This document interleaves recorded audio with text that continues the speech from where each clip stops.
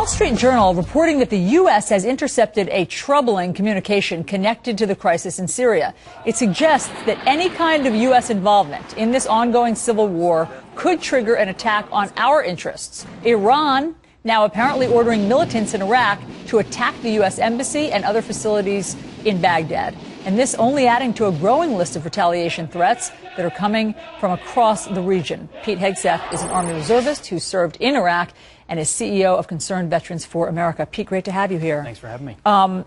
This is a troubling report out that the Wall Street Journal is reporting this morning that they have intercepted these communications from Iran. Not surprising, but scary. Yeah, troubling, but not surprising. Syria has long been a proxy for Iran. And so Iran sees Syria as sort of the first trench in anything that's engulfing them. So they're going to do whatever they can to prevent, deter any action, international action, U.S. action in this particular case, as big or small as it might be, and use all their assets available, which are Hezbollah proxy forces in Lebanon, their Quds force, which has always been projected outward. Quds force, by the way, means Jerusalem force, if we need to be reminded about where their actual focus is. Because from Tehran, in order to get to Israel, you've got to go through Baghdad, Damascus, and Beirut, Syria, and Lebanon. So that connection is very important to Iran, and they're going to do whatever they can to send signals that any aggression on Syria is an aggression on Iran. So in other words, well beyond Baghdad, we need to be worried about retaliation everywhere if the U.S. strikes. Absolutely. But isn't that always part of the calculus of our commanders? Don't they always recognize that there could be some sort of retaliatory attack for whatever action we take? Of course. No plan survives first contact with the enemy. It's the first thing you're taught. So if we can send a missile strike into Syria, it's going to have a ripple effect. And I think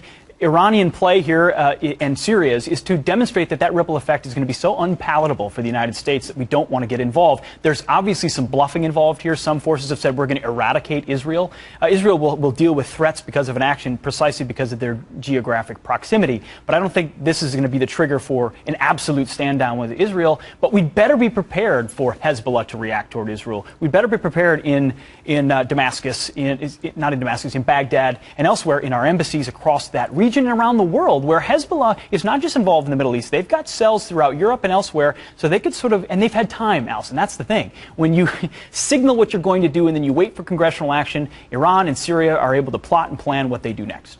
We are, I guess, in preparation, pulling out staffers from different embassies. Is that the kind of preparation you're talking about? Well, that's the preparation we've been doing for months now, pulling out, drawing back, stepping back, not projecting strength. And that's the big problem here. We look weak across the board. We're planning to pull out. So what can we be doing? Well, what we should be doing, well, we can't, it's tough to back it up at this point. At this point, this president has drawn a red line that's not a red line, and now he wants to lob, but he's not willing to do more. So we've equivocated and sent weak signals from the very beginning that are reverberating now. My opinion is a small strategic strike to preserve credibility that red lines matter is pretty important, but you better be careful about ensuring you don't get drawn into a regional war and you're prepared to deal with it. How do you do that? I don't have the exact answer. And I'm the first to admit that that's an incoherent position.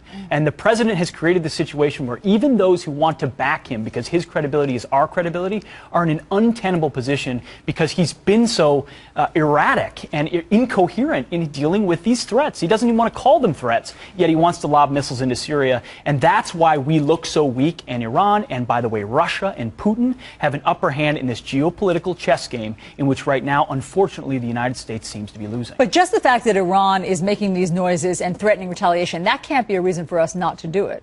Of course not. Of course not. It needs to be a calculation, and as a commander-in-chief, the president would need to stand up and say, when we do X, Y, and Z may happen, and we have to be prepared for that, which is going to make his case to Congress, which already looks like potentially a no vote, even more difficult, because everyone wants the quick, easy war. And by the way, there is no such thing as a quick, easy war. Why not? Why can't we just lob Tomahawk missiles from our destroyers in the region and take out some of the chemical weapons warehouses? We can, and we probably will. I think that's likely what we'll do, and we'll stand back. But, you know, a good example of why that doesn't always work is Libya. If you look at Libya today, it's controlled by rebels. It's controlled by Islamists. We tried to break it without having to own it afterwards. And when you create that vacuum, bad things happen. Syria is even more complicated because you've got Iranian-backed Assad on one side, and Iran is threatening actions, and al-Qaeda-backed rebels on the other. Who do we want to support, and how do we want to tip that balance? It's not clear, and that's why this doesn't cut across clear partisan lines in Congress as well. The laws of unintended consequences are always in play. Pete Hegseth, thanks so much. Always great to have your insight.